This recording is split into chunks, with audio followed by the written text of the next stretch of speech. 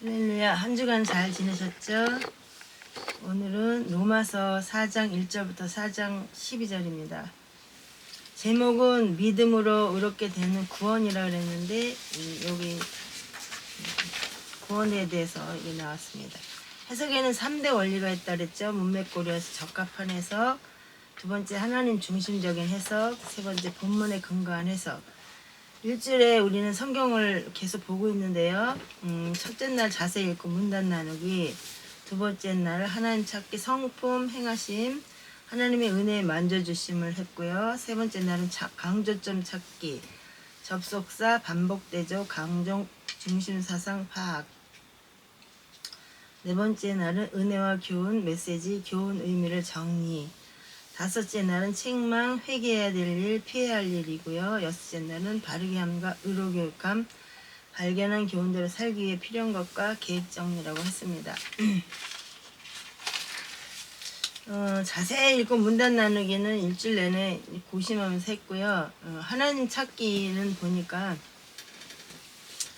구원이라는 거를 먼저 이제 알아야지 되는 것 같더라고요. 그래서 사전적 의미를 보니까 한자로는 salvation이라고 그래갖고 일반적으로 어떤 위험한 상황이나 상황에서 구출되거나 속박에서 해방되는 데는 뜻이고 일시적이고 상대적인 구원을 얘기하는데요. 이건 사전에서 나오는 겁니다. 예를 들어서 입시에 떨어질 줄 알았는데 어떻게 붙었어요. 그것도 사람들은 구원이라고 생각하고요. 교통사고가 났는데 죽을 뻔했는데 살아난 거, 또 그 다음에 아주 깊은 병이 들어서 도저히 살 수 없다 그랬는데 살아난 거, 이런 것들에 대해서도 구원받았다고 사람들은 이야기를 하기도 합니다. 근데 성경에서 말하는 구원은 죄책과 오염으로부터의 해방, 즉 죄의 책임인 죽음에서부터 해방이 돼서 생명으로 옮겨지고 의롭다 칭함을 받고 하나님의 후사가 되어지는 것이다 라고, 이건 이제 사전적인 의미를 얘기하는 겁니다. 우리가 이 세상에서 경험할 수 없는 것으로 영원하고 절대적인 것을 구원이라고 이렇게 말하는데, 두 가지 구원이 있다는 거죠. 성경 로마서 1장과 2절을 읽겠습니다. 같이 보겠습니다. 그러면 육체에 가난한 우리 조상인 아브라함이 무엇을 발견했다고 우리가 말하리요? 만일 아브라함이 행위로 의롭게 되었으면 그 일에 대하여 자랑할 것이 그에게 있으려니와 하나님 앞에서는 없느니라, 이렇게 말씀이 되었어요. 그래서 구원의 시작은 아브라함에서부터 시작이 됐다는 거죠. 창세기에. 그래서 하나님의 택함을 받고 온 유대인들이 온 유대인들이 아브라함 하는 이렇게 믿음의 종상이라고 이야기하는데, 그 이유는 창세기 12장 1절 여기 있죠. 같이 한번 보겠습니다. 그런데 전에 창조주께서 아브라함에게 이르시되 너는 내 고향과 친족과 아버지 집에서 나와 내가 내게 보여줄 땅으로 가라. 내가 너로부터 큰 민족을 만들고 내게 복을 주어 내 이름을 크게 하리니 내가 복이 되리라. 너를 축복하는 자들에게는 내가 복을 주고 너를 저주하는 자에게는 저주를 내리리니 내 안에서 땅의 모든 가족들이 복을 받으리라 하셨더라. 이처럼 아브라함이 창조주께서 자기에게 말씀하신 대로 떠나갔고 롯도 그와 함께 갔으며 아브라함이 하란을 떠날 때에 75세였더라, 이렇게 얘기했어요. 여기 이 장면에 보면 아브라함이 하나님과 처음으로 만나는 장면이 나오는데요. 여기에서 우리가 중요하게 보는 거, 하나님의 은혜라고 보는 건 뭐냐면 아브라함이 하나님을 찾은 게 아니에요. 하나님이 아브라함을 찾으셨다는 거. 이것이 하나님이 우리에게 주시는 은혜이고, 그다음 아브라함에게 주신 은혜가 곧 우리에게 주신 은혜라고 생각할 수가 있다는 거죠. 그래서 하나님의 선택이고 하나님의 은혜다, 이거를 잊어버리면 안 되는데요. 요한복음 15장 16절 또 같이 보겠습니다. 오늘은 성경이 좀 많죠. 너희가 나를 택하지 아니하고 내가 너희를 택하여 세웠나니 이것은 너희가 가서 열매를 맺게 하고 또 너희 열매가 남아있게 하려 함이요. 또 너희가 내 이름으로 아버지께 무엇을 구하든지 그분께서 그것을 너희에게 주게 하려 함이라, 이렇게 말씀을 하셨다는 거죠. 우리가 하나님을 택한 게 아니라 하나님은 우리를 택하셨다는 거, 이거를 잊어버리면 안 돼요. 아브라함은 하나님이 선택하셨기 때문에 구원을 받았고 믿음의 조상이라는 특권을 받았는데 그거는 자기의 노력은 일도 없는 거예요. 무조건적인 은혜라는 거죠. 그래서 믿음으로 의롭게 되는 것은 아브라함이 무조건적인 하나님의 은혜로 선택을 입고 복의 약속을 받게 됐다는 거죠. 그래서 믿음으로 의롭게 된다는 거 우리는 절대로 잊어버리면 안 됩니다. 그냥 그 아브라함은 딴 거 한 게 아니에요. 그냥 하나님을 믿었어요. 무슨 행위가 아니에요. 하나님 믿고 순종한 것 그 자체를 가지고 아브라함의 위대함을 갖고 위대하다고 얘기를 하고 아브라함이 믿음의 조상이라고 한다는 거죠. 그래서 하나님에 대한 신뢰, 하나님을 믿어준 것 이렇게 이것이 바로 우리에게 구원의 뿌리라는 것을 잊어버리면 안 됩니다. 그래서 창세기 50장 우리가 뭐 너무 성경이 많아서 찾지 않았지만 여기 50장에 보면 수많은 기사가 일어나는데 하나로 집중되었어요. 그건 바로 뭐냐면 우리에게 구원을 베풀어 주실 예수 그리스도라는 얘기죠. 그래서 창세기는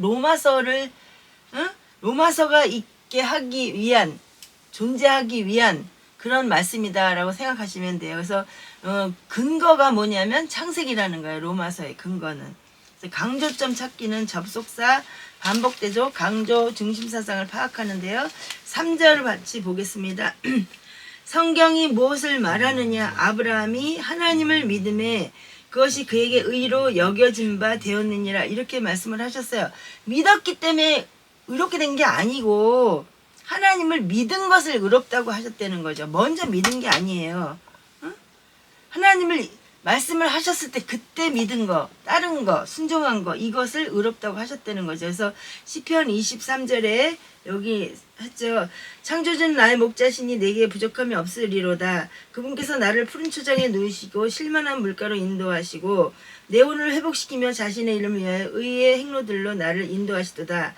참으로 내가 사망의 그늘질 골짜기로 다닐지라도 해악을 두려워하지 아니하리니 주께서 나와 함께 하시며 계시며 주의 막대기와 주의 지팡이가 나를 위로하시나이다. 주께서 내 원수들의 얼굴 앞에서 내 앞에 상을 차리시고 기름을 내 머리에 부으시니 내 잔이 넘치나이다. 내 평생의 선하심과 긍휼이 정녕 나를 따르니 내가 창조주의 집에 영원히 거하리로다. 우리가 이 시편 23절 우리가 굉장히 많이 묵상하고 또 수시로 암송하고 이러는 건데요. 말씀인데요. 어떤 이들은 신앙의 힘으로 얻어진 부와 능력 이런 거를 의지하지만 사실 모든 사람들이 하나님을 의지하는 것처럼 보여도 자신이란 내가 한 것, 뭐 성취한 것, 소유한 지식 뭐 이런 거에 근거해서 결정하지만 아무리 멋있어도 의로움이 되지 않아요. 뭐가 의롭다고 하냐면 하나님을 신뢰하는 것만이 의로움이 된다는 거예요. 진짜 그래서 무슨 일이 있든지 하나님을 믿고 하나님을 따르고 시편의 말씀처럼. 근데 대부분의 사람들이 말로는 하나님을 진짜 믿는다 그러는데 어때요? 생각은 다 내 생각대로 하고 있어요. 그쵸? 저부터도 그럴 때가 많이 있어요. 하나님이 정말 살아계십니다. 입으로는 말도 많이 해요. 근데 어떤 일이 많이 닥쳤어. 집안에 뭐 예를 들어서 아주 굉장히 불행한 일이 생겼어. 그러면 진짜 하나님을 신뢰하는 사람이 얼마나 돼요? 뭐 예를 들어서 가정에 뭐 불이 났다든지 아니면은 부도가 났다든지 막 이럴 때 아 이때도 하나님이 나와 함께 하시는구나. 하나님은 정말 나를 도와주시나 이렇게 생각을 하지 않아요. 대부분 다 내 생각, 내 방법, 내 뜻대로 하려고 애쓰죠. 저부터도 그랬습니다. 너무 경제적으로 어렵고 힘들고 이러면 아유 어떻게 해야지 되는 거지? 무얼 해야 되지? 막 이렇게 내 생각을 먼저 하게 된다는 거예요. 그런데 여기 성경이 원하는 건 뭐냐면 하나님을 신뢰하는 것만이 의로움이 된다는 거죠. 어려운 일이 있으나 힘든 일이 있으나 괴로운 일이 있으나 하나님께 의지하고 하나님께 맡기고 따라가야지 된다 이런 말씀입니다. 은혜와 교훈과 교훈 의미를 정리하는 건 4절과 5절 보겠습니다. 일하는 자에게는 그 싹이 은혜로 여겨지지 아니하고 보수로 여겨지거니와 이를 아니할지라도 경건하지 아니한 자를 의롭다 하시는 이를 믿는 자에게는 그의 믿음을 의로 여기시나니 이렇게 말씀하셨어요. 일하는 사람이 당연히 그 행한 일에 대한 보상을 받아요. 근데 대가를 받았다면 일을 안 한 사람이 대가를 받았어요. 그럼 뭐예요? 그게 은혜라는 거죠. 일을 안 했는데 똑같이 예를 들어서 세상 말로 월급을 줬어요. 그렇게 되면 마음 한 거죠. 왜 아무것도 안 했는데 나한테 이런 걸 주지? 막 이런 감사하면서도 왜 찜찜한 마음이 들잖아요. 그래서 어떻게 이게 잘 이해가 안 돼. 그러니까 어떻게 하든지 내가 이 받은 거에 대해서 막 보상을 하려고 그러니까 교회에서도 막 너무 열심히 교회를 가서 아예 가서 사는 사람들이 있어요. 그럼 내가 받은 게 은혜로 구원받았는데 그 은혜에 대해서 깨닫지 못하니까 끊임없이 하나님 앞에 무언가 일을 해야지만 된다고 생각을 해요. 저도 예전엔 그랬습니다. 그러니까 교회 처음 가가지고 교회 직분을 8가지를 맡았으니 교회 집안 살림을 뭘 얼마나 잘했겠습니까. 그렇게 좀 잘하면 막 이것도 맡기고 저것도 맡기고 막 이렇게 하는데 사실 이걸 우리가 알아야 돼요. 우리 구원자이신 예수 그리스도께서 나를 위해서 십자가에 피 흘려 돌아가셔서 구원해 주셨어요. 그것을 믿음으로 고백해서 구원을 얻은 거지. 응?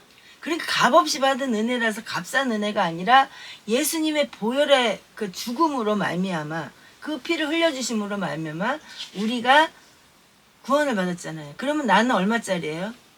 여기에서 지금 카메라 찍고 있는데 카메라가 얼마이고 옷 입으면 이게 얼마고 예를 들어서 딸이 목걸이를 하나 해줬는데 이 목걸이는 얼마짜리고 이렇게 짜리가 있잖아요. 그럼 우리는 얼마짜리냐면 예수님짜리예요. 나를 살리려고 예수님이 대신 못 박혀 죽으시고 십자가 지셔서 피 흘리셨기 때문에 내 값은 뭐라고요? 값싼 사람이 아니에요. 나는 예수님짜리라고. 너무 보배롭고 너무 귀한 사람이에요. 아시겠죠? 그러니까 우리는 자존감이 높아야 돼. 왜냐하면 비록 가진 건 없어도 남들이 보기에는 어떠하든지 간에 난 하나님의 자녀이고 하나님은 우리 아버지시니까 나 때문에 예수님이 피 흘려 돌아가셔서 나는 예수님짜리니까. 아멘? 그러니까 나는 얼마나 존귀한 존재인가에 대해서 생각을 해야 돼요. 그거 존귀하다고 생각을 안 하니까 어렵고 힘들면 조금만 힘들면 자기 목숨인 것처럼 끊고 그러잖아요. 자살하고. 그죠? 근데 우리는 어떤 사람이라고? 예수님 짜리 인생이라고요. 응? 값없이 그 은혜로 말미암아 구원받은 너무나 존귀한 존재라는 거. 나는 정말 귀한 사람이라는 거 잊어버리지 않으셔서 어떤 상황이 벌어지든 간에 어떻게 하라고요? 믿음으로 하나님을 바라보고 그분을 신뢰하고 이런 어려움이 있으면 그 결과로 하나님 무엇을 주실까 기대하면서 살아가는 저와 여러분이 됐으면 좋겠습니다.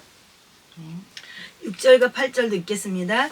일한 것이 없이 하나님께 의로 여기심을 받는 사람의 복에 대하여 다시 말한 바 불법이 사함을 받고 죄가 가려짐을 받는 사람들은 복이 있고 주께서 그 죄를 인정하지 아니하실 사람은 복이 있도다 함과 같으니라 이렇게 말씀을 하셨어요. 여기에서 우리가 이제 중요하게 생각을 해야지 된다는 거죠. 이게 내가 내 힘으로 된 거 아니에요. 우리는 무조건적인 은혜로 구원받았어요. 피 흘려 돌아가셔서 누가? 예수님이. 그것을 그래서 그 은혜로 말미암아 구원해 주셨다는 것 이거를 늘 고백하면서 감사하는 저와 여러분이 됐으면 좋겠습니다. 사실 오늘 같은 날은 너무 힘들어갖고 감사한다는 말이 너무너무 나오지가 않더라고요. 여러 가지 사건들이 많이 있었습니다. 그럴 때는 어떻게 하냐. 입으로 못하면 그냥 찬송을 저는 하여튼 30분은 부른 것 같아요. 너무 힘이 들어서. 자, 책망해야 될 일, 피해야 될 일은 6절, 8절, 6절부터 10절까지 같이 읽겠습니다. 이런 것이 없이 하나님께 의로 여기심을 받는 사람의 복에 대하여 다시 말한 바 불법이 사함을 받고 죄가 가려짐을 받는 사람들은 복이 있고 주께서 그 죄를 인정하지 아니할 사람은 복이 있도다 함과 같으니라. 그런즉 이 복이 할례자에게냐 혹은 무할례자에게도냐 우리가 말하기를 아브라함에게는 그 믿음이 의로 여겨졌다 하노라. 그런즉 그것이 어떻게 여겨졌느냐 할례시냐 무할례시냐 할례시가 아니요 무할례시니라. 이렇게 되게 어려운 말인 것 같아요. 이 말씀을 이렇게 정리를 해보면 첫째는 아브라함의 이야기가 나왔고요. 두 번째는 다윗의 이야기가 나왔고요. 셋째는 할례에 대한 이야기가 나왔다는 거죠. 그러니까 다윗이 말한 죄가 가려진 자가 행복하다 하는 뜻은 죄를 얼렁뚱땅 적당하게 무시한다는 그런 뜻이 아니에요. 왜냐하면 하나님은 죄를 절대로 용납하실 수 없는 분이시기 때문에 그럽니다. 그러니까 죄를 자기 자신이 인정하고 하나님 앞에 자백하고 정리하지 않으면 구원 받은 거에서 구원이 떨어진다 막 이렇게 얘기를 하지만 구원 받은 것에 대한 확신이 떨어져요. 성령 충만하지 않으면. 죄는 용서받고 치유받았고 또 화해돼야지 되는 거. 어떤 문제에 대해서 누군가와 얽힌 문제에 대해서는 이 문제에 대해서 서로 이야기하고 풀고 이렇게 해서 화해가 돼야 된다는 거죠. 참된 행복은 할례의 유무에 있지 않다라고 여기에 분명히 말씀하고 있죠. 아브라함이 믿어 의롭다 하심을 얻었다고 성경을 말합니다. 무언가 행위를 하는 것이 구원받는다라는 그런 것은 율법적인 생각에서 나오는 거기 때문에 그런 생각에서 벗어나야 된다는 것입니다. 바르게 함과 의로 교육함, 발견한 교훈대로 살기 위해 필요한 것과 계획 정리. 근데 11절과 12절 그가 할례의 표를 받은 것은 무할례 시에 믿음으로 된 의를 인친 것이니 이는 무할례자로서 믿는 모든 자의 조상이 되어 그들도 의로 여기심을 얻게 하려 함이라. 12절 또한 할례자의 조상이 되었나니 곧 할례 받을 자에게뿐 아니라 우리 조상 아브라함이 무할례 시에 가졌던 믿음의 자취를 따르는 자들에게도 그러하니라 이렇게 말씀하셨네요. 믿음으로 봉인한 표적을 받은 것은 할례를 받지 않았을 때 하나님 신뢰함으로 된 것이지 할례 때문이 아니라는 거죠. 그렇잖아요. 아브라함도요. 그죠? 그래서 이 할례를 받았는지 또 무할례인지 이런 것은 중요한 것이 아니라고 얘기를 합니다. 근데 대부분의 사람들은 행위로 그 감사한 거를 드러낸다 그러는데 자기는 성경을 100번 온 게 막 필사하는 거 100번을 필사했다고 막 얘기를 하고 금식 기도를 40일씩 몇 번을 했다고 막 얘기하고 이렇게 해요. 그래서 무언가를 하려고 그래요. 하나님의 은혜는 값없이 주셨는데 그 은혜로 인하여 감사하고 살면 되는데 막 뭔가를 하려고 해서 성경을 막 백독을 하고 그 다음에 금식기도 몇 번씩을 하고 하지 말라는 뜻은 아니지만 하면 그냥 좋겠죠. 안 하는 것보다는. 근데 그 기적 자체를 생각하게 된다는 거죠. 내가 예를 들어서 성경을 갖다가 필독을 갖다 30번을 했다 그러면 그게 자랑이 돼요. 그잖아요. 내가 40일 동안 금식 기도를 몇 번 했다. 그렇게 써갖고 다 붙이는 사람도 제가 본 적이 있습니다.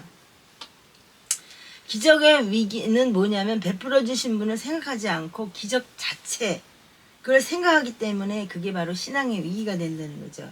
그게 바로 불신앙으로 가게 된다는 것입니다. 그래서 빌립보서 2장 12절을 마지막으로 읽고 같이 읽겠습니다.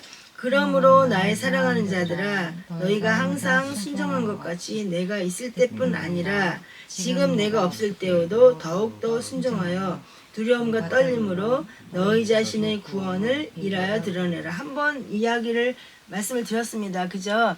구원받은 것을 대부분의 사람들은 속여요. 교회 안 다니는 사람 같아. 믿지 않는 사람들하고 똑같이 행동합니다. 술자리 가면 같이 술 먹고 2차 가면 같이 2차 가고 물론 직장생활 할 때 그거를 안 할 수 없는 상황일 수도 있지만 어쨌든 간에 우리가 하나님의 자녀라는 그거를 드러내야지 되는 거죠. 그렇다고 해서 그게 구원을 받지 못한다 그런 뜻은 아닙니다. 그러나 예수님을 믿는 사람은 믿는 자로서 그 표가 드러나야 되는 거야. 여기에는 일하여 드러내라 그랬는데 일한다는 건 뭐야? 삶의 자체에서 예수님을 믿는 사람으로서 드러나게 사는 것. 이것이 굉장히 중요하다는 거죠. 그래서 우리가 절대적인 영원한 진리를 하나님은 우리에게 주셨어요. 그렇기 때문에 행위로 물론 얻어지는 게 아니에요. 믿음으로 얻어지는 겁니다. 근데 그 믿음을 마지막 순간까지 숨기지 말고 일하여 드러내면서 살아가야지 된다는 거죠. 아멘. 그래서 대부분의 사람들은 요즘에는 이제 교회에 이렇게 스크린이 다 있어가지고 성경을 굳이 들고 다니지 않아도 돼요. 그죠? 우리도 이렇게 다 복사를 해줍니다. 성경 구절을. 그러다 보니 성경을 들고 다니지 않아요. 그런데 예전에는 어떻게 했냐면 다 안수 집사님들이고 집사님 장로님들이고 다 성경책 끼고 저 사람은 정말 예수님 믿는 사람이네 이렇게 하게끔 하고 다녔으나 지금은 이제 현대화되고 AI 시대인지 뭔지 해가지고 다 스크린을 보고 예배를 드리기 때문에 제가 교회를 안 다니던 한 분을 교회를 가게끔 만들었어요. 물론 저희 교회는 아니에요. 우리 교회는 노숙인들 교회라서 예, 아주 믿음 좋은 그 권사님하고 연결을 해서 다니게 했는데 그분이 저한테 뭐라 그러냐면 예전에는 성경책을 다 읽고 찬송가 펴고 막 찬송하고 그랬는데 그 교회 가니까 그런 게 하나도 없어서 너무 헷갈렸어요. 그러더라고요. 왜냐면 스크린에 다 있으니까 우리 성경책 들고 다니는 사람이 몇 사람이나 되겠으며 찬송가 또 거기 성경 안에 다 있는데 그 펼쳐가지고 몇 장 몇 절 이렇게 하는 사람이 어디서 다 가사가 나오잖아요. 악보도 다 나오고. 그래갖고 그걸 갖다 격세지감이라는데 세월이 너무 달라진 거를 너무 오래간만에 교회 가니까 깜짝 놀라셨나 봐요. 그래도 어쨌든 그럼에도 불구하고 열심히 가시라고 주일에는 예배를 꼭 드셨으면 좋겠다 그래가지고 알았다 그랬어요. 이제 오늘 내일 한번 교회 가셨냐고 여쭤봐야죠. 그러니까 우리는 보면 다니다가 간두신 분들도 너무 많아요. 응? 그죠? 가나안 교인이라 그래서 그냥 영상만 보면서 예배 드리는 사람들 너무 많습니다. 그 이유는 뭐냐면 코로나 때문에 영상으로 예배 드리는 게 습관이 되다 보니까 가는 게 싫은 거야. 그렇잖아요? 사람들 만나서 교제하는 것도 싫어요. 근데 원래는 코이노니아라 해서 교제를 해야지 됩니다. 혼자서 영상 보고 백날 예배 드려도 같이 모여 있어서 그렇게 해야지. 숯불이 혼자 아무리 뜨거운 숯불이라도 혼자 놔두면 그거 조금 있으면 꺼져요. 근데 사람을 숯불로 비유하면 그렇지만 성령 받은 많은 사람들이 모여서 막 바글바글 물론 거기에 다툼도 있고 뭐 어려운 일도 있겠지만 그러면서 자기를 자꾸 정하고 나를 자꾸 쳐서 모난 거는 점점 둥글게 될 수 있도록 그러니까 자꾸 교제를 해야만 그 안에서 훈련받고 정말로 필요한 사람들이 되는데 요즘에는 다 영상으로 그냥 대충 예배 드리는 분들도 많이 있다 보니까 내 혼자 신앙이 되잖아요. 그렇게 되면 안 된다는 거죠. 그래서 우리는 자꾸 모이기를 힘쓰고 성경 안에 보면 모이기를 힘쓰라 그랬어요. 우리가 자꾸 예배 생활에 뒤처지지 않도록 함께 모이는 일에도 열심을 다해야 될 줄로 믿습니다. 아멘. 기도하겠습니다. 사랑해 주님 감사합니다. 하나님 너무나 부족하여 감히 하나님 앞에 설 수 없는 하나님 부족한 종인데 이것이 웬 은혜입니까? 무슨 사랑으로 말미암아 이렇게 하나님의 말씀을 대언할 수 있는 자리에 세우셨습니까? 부끄러운 것밖에 없고 죄스러운 것밖에는 없지만 그럼에도 불구하고 주님의 사랑과 은혜에 감사하여 순종하는 마음으로 하나님 로마서 말씀을 나누었습니다. 하나님 아버지 혹시라도 잘못 전해진 거 있으면 용서해 주시고 우리가 부디 하나님을 알되 바로 알고 바로 믿고 하나님의 뜻 가운데 순종하다 주님 오라 하실 때 내가 너를 모른다 소리 듣지 않도록 열심을 다하여 주님을 사모하며 말씀을 신뢰하고 말씀 안에서 살아가는 저희들 될 수 있도록 우리에게 하나님 귀한 은혜 주시옵소서. 성령의 충만함도 주시옵소서. 모든 영광 주께 돌리며 우리 구주 예수 그리스도 이름으로 기도합니다. 아멘.